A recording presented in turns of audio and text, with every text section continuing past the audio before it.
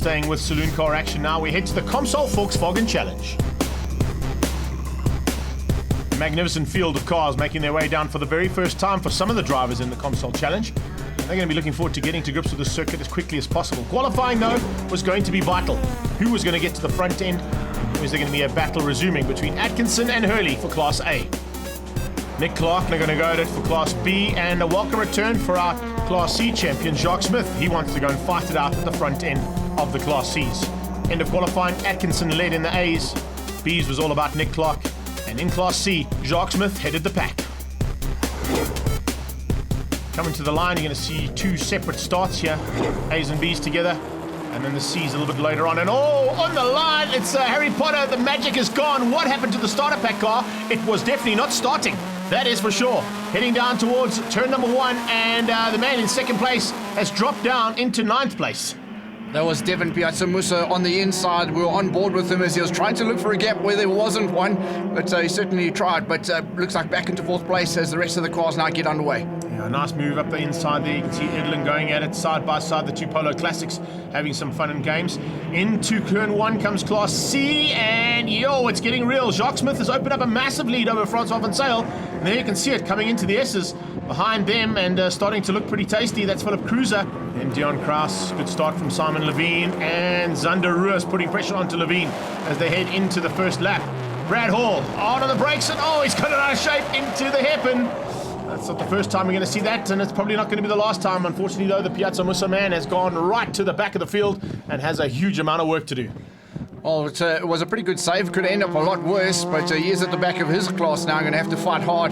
Here's the 89 of James Hurley, already up to 3rd place and looking like he wants to chase down on Rory Atkinson in the front. He's going to have to get past this man, though. Volkswagen is in 2nd place. Volkswagen's having a good run down here, but unfortunately just caught out on the line was Harry Potter. So James Hurley's got some work to do now. You can see just how hard he's worked in that first lap to get it up to 3rd place. And now to try and find a way past Volkswagen is not going to be as easy. They come into the S's and trying to close down on Atkinson, who is now starting to pull a bit of a gap. Back in the Class C's, Simon Levine runs wide, taps Zander Ruas and gets it out of shape. Unfortunately, that was all his own doing there, so he's going to have to come back onto the circuit and comes back alongside the Bat Lady. Luan Ruas just alongside her as they came through, and Lindsay Kleur just behind that. Gossman going at it. This is fantastic action right the way through this big pack of cars. And great to see such good support from the Comsol Volkswagen Challenge coming down here for one of their very first outings to the Aldo Scribante circuit. So on board with Andy Gossman, having a look up in front of him is Alna Cruiser, and that's going to be a good battle. We've already seen all looks calm in the cars, but outside there is carnage. You can see just how hard these guys and girls are working, and good to see this man back in action, Jacques Smith in the ELB machine, leading things out as he has always done. Philip Cruiser getting it all wrong as he goes down into the hairpin. That's I think about the 4th car that's gone off there, but you can see just due to the fact that these guys haven't been down here in such a long time, it's taking a while to get used to the circuit. And Xanderus on board with him. Like I said, all looks very calm inside the cars, but I tell you what, these guys are really putting pedal to the metal. And great to have Jacques Smith with us again, and proving that he is a serious factor in Class C up on the front. Francois Van Zyl looking to consolidate some points. Problems with the Batman.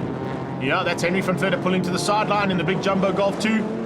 Devin Piazzamusso just ahead of Derek Smallberger. Smallberger in an epic battle here with the Norbrake car of Gavin Ross. This is the point of view from Devin Piazzamusso's car as he tries to find a way through on Stevenson. The big boss of Comsol having his own little in-house fight here and not getting it all his own way.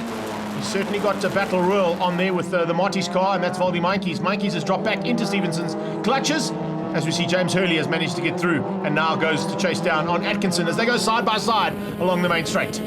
Well, like we said, a fantastic crowd gathered here today, and this is what it's all about as we look backwards from Voldy Meinkies' car.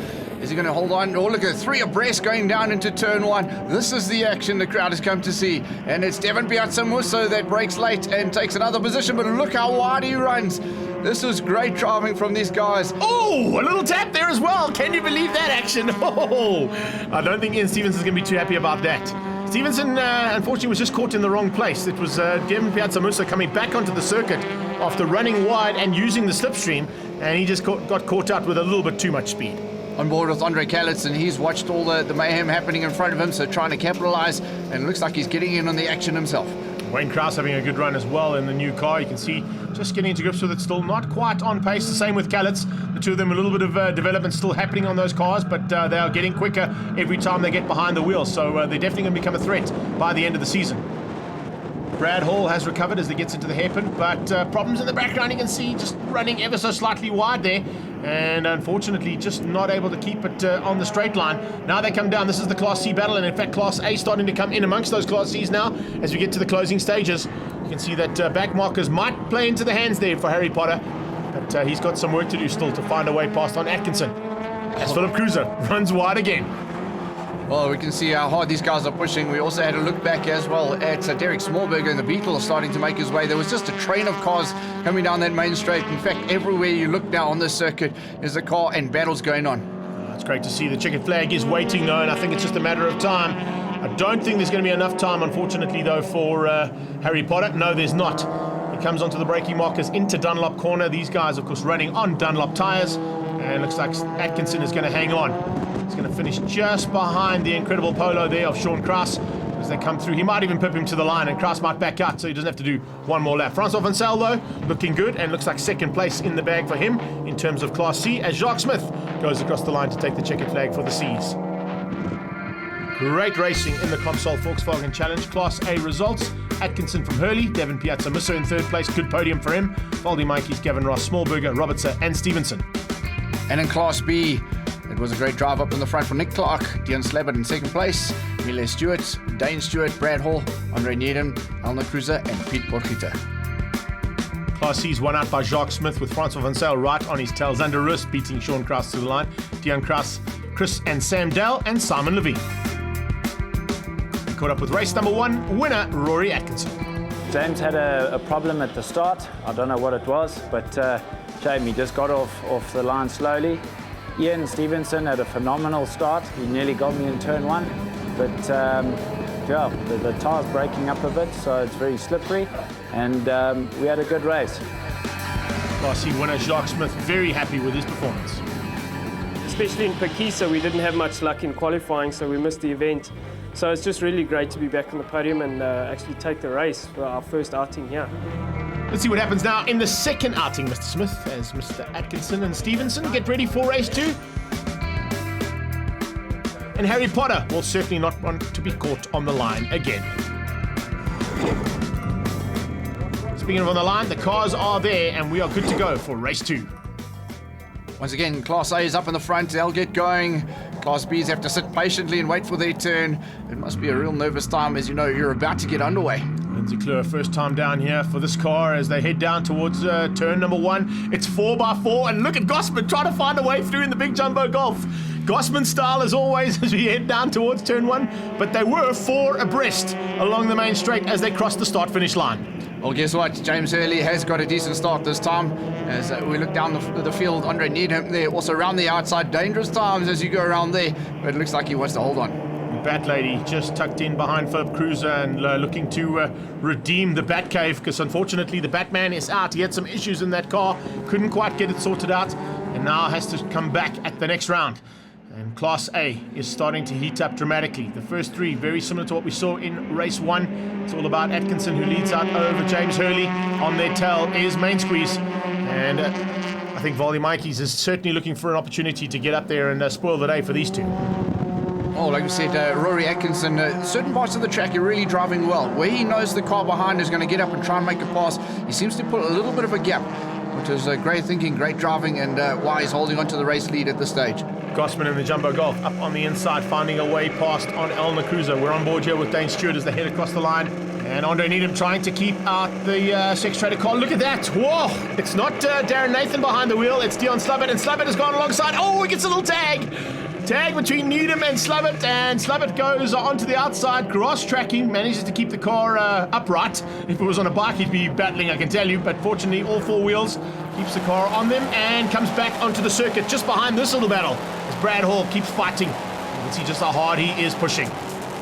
Well, definitely some great racing up at the front, and Dion Slabbert there would have had his heart in his throat, but managed to save it, bring it back on track. But there are guys going off all over the place, and like we said, pushing to the very limits of this Aldo Scribante circuit. And that was the leader.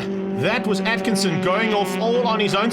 So massive problem there for Rory Atkinson as he finds himself on the dirt, having run wide at the hairpin. See, that's not the way to do it. Nick Clark leads Class B's. He's got a hard-charging pack behind him. Jacques Smith, though, not troubled in his own right. Definitely nowhere near anybody here. And Jacques Smith, I think, has got this all sorted out. Francois Van Zyl, though, has certainly got a battle on his hands. Check this out as they come onto the braking markers for Dunlop. It's Levine, then you've got Zander Roos on the inside is Dion Kraus, Sean Kraus in the Incredible Polo, and just behind them, you can see things starting to get real here in Class C. Well, it's all about the braking markers here. The guys just out-braking themselves a little bit and running wide in the turn. How about that for some slipstreaming?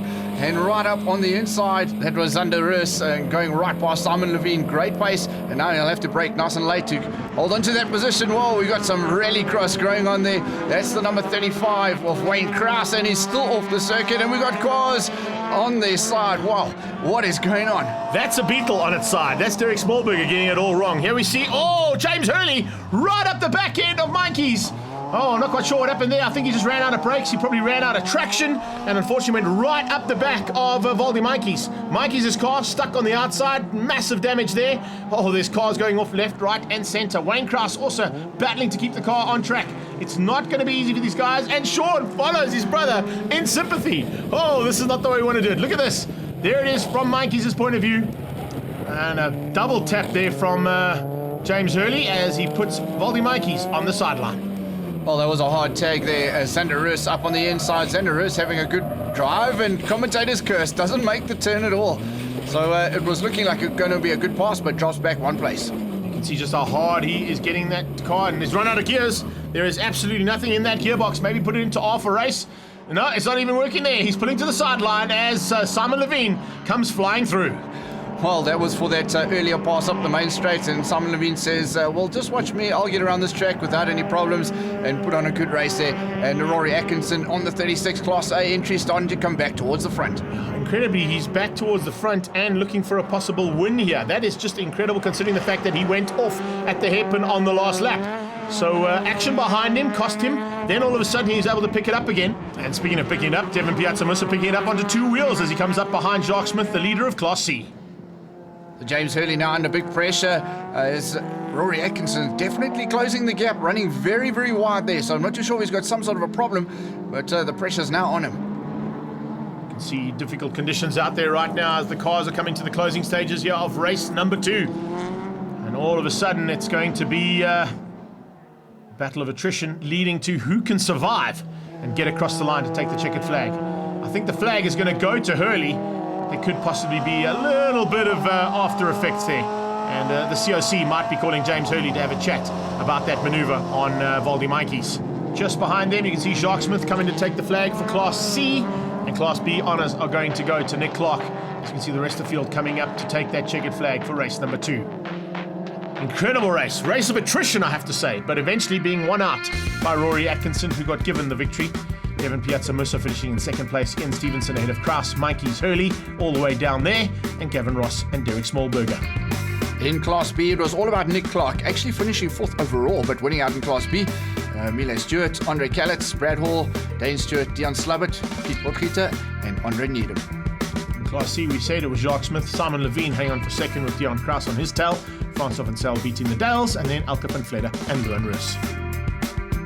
Into the next round, and the championship looks like this. Nick Clark taking the lead now over Rory Atkinson and Zander Roos. Those are basically B, A, and C, the top 3. Henning, who didn't make it down here, still in 4th place. And we caught up with this man, Voldy Mikey's, after this incident.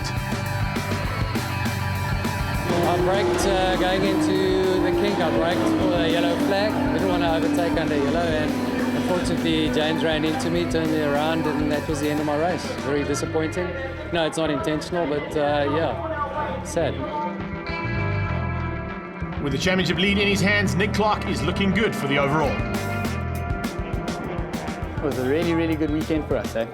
We took the double win, pole, and fastest lap in both heats. So it was all around a great weekend for us.